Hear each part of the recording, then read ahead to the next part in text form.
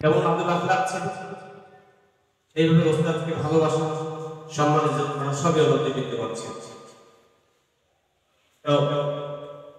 আমার ওখানে বেড়াতে গেলে সাক্ষাৎ করে প্রাথমিক কুশল বিনিময়ের পরে একটু পরে মামা একটু আসা হঠাৎ করে কিছুক্ষণ পর দেখা গেছে সে হয়তো সিসি ক্যামেরা ফোনে যে ভ্যাপস্কারে ঢুকতে অথচ সে আসতে পারে দেখা করার জন্য বেড়ানোর জন্য এসেছে, রাতে থাকবেও থেকেছেও। তখন সে হেডস্কারে পড়ে সাথে জাতীয় পর্যায়ে সে অংশগ্রহণ করেছে, টেলিভিশন যে প্রতিযোগিতায় অংশগ্রহণ করেছে বা চূড়ান্ত পর্যায়ে সেখানে গিয়েছে। এরপরে কথা বলছি কোরআনের প্রতি কতটা টান, কতটা আগ্রহ, কতটা একাগ্রতা থাকলে পরে এই ব্যাপারটা।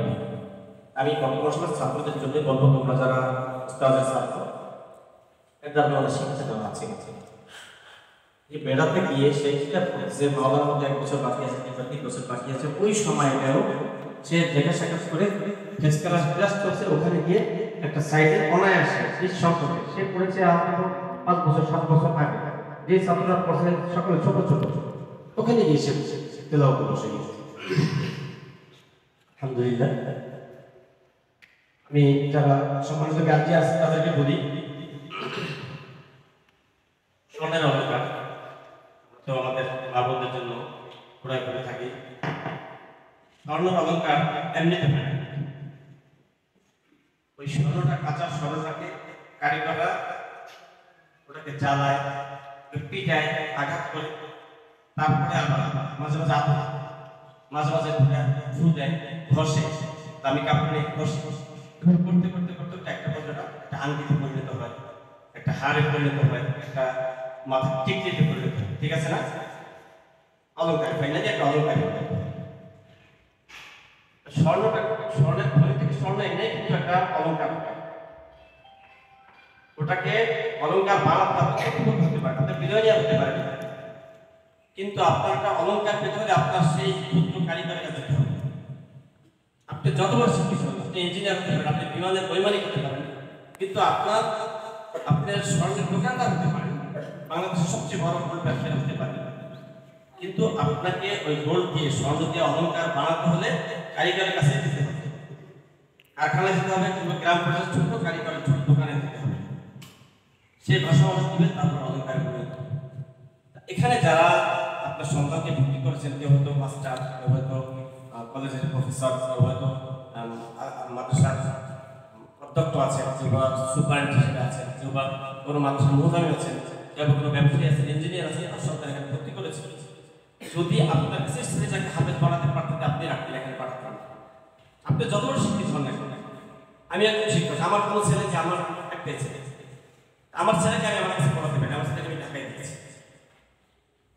আমার মেয়েদেরকে পড়ানোর জন্য বাসা অবস্থা রাখতে হয়েছে, কারণ আমি বাবা, সব শেষে করেছি আমি বাবা। সন্তানকে যখন পড়াতে বসবো, নেটে আসবে যে ও দেখবে আমার বাবার কাছে পড়ছি, আমি দেখবো আমি সন্তানকে পড়াচ্ছি।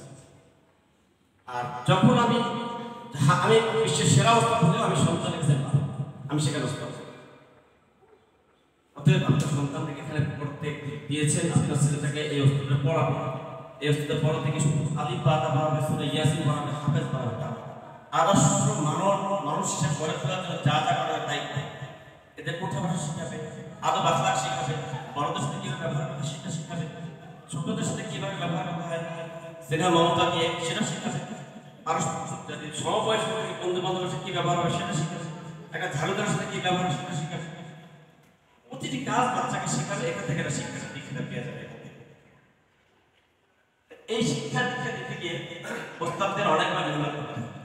ওই যে বললাম স্বর্ণের খনি থেকে আনা করে অলঙ্কার বার থেকে যে স্বর্ণের কারিগর যেভাবে ওনাকে আগুন দিয়ে পোড়াবে, ফু দিবে, পিটাবে, আঘাত করবে, আবার সমস্ত দেখুন সন্তানদেরকে এই ওস্তাদরা ধমক দিবে, প্রয়োজন শিক্ষা শাসনও করবে, কিভাবে করতে হবে সে বুঝিয়ে দিবে।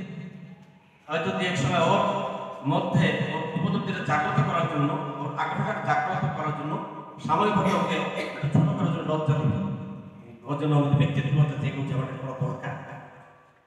কখনো হয়তো শাসনও করে, এই শাসনটা কেন? ওই যখন স্বর্ণকার শাসন করার পরে পিঠে করার পরে অলঙ্কার পরিণত হয়, এক এখানে আপনার ছেলেও দেখা যাবে আব্দুল্লাহ মাসউদের চেয়ে বড় হাফেজ বড় কারি হিসেবে আল্লাহুম্মা আমিন। এটা ইনশাআল্লাহ আমি সবাই খেয়াল করবো।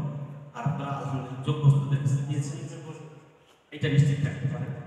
আপনাদের জাস্ট সহায়তা করবেন ওস্তাদকে সামগ্রিকভাবে, যেন ওস্তাদ যেভাবে লেখাপড়ার জন্য যেভাবে সেভাবে বাড়ি থেকে কীভাবে থাকবে সন্তান এটাও নির্দেশ দিয়ে দেবে, সেদিকে আপনারা খুব বেশি খেয়াল রাখবেন ইনশাআল্লাহ। আশা করা যায় তাহলে আপনাদের সন্তানের ভবিষ্যৎ হবে, সমাজের হবে ইনশাআল্লাহ। হাফেজ।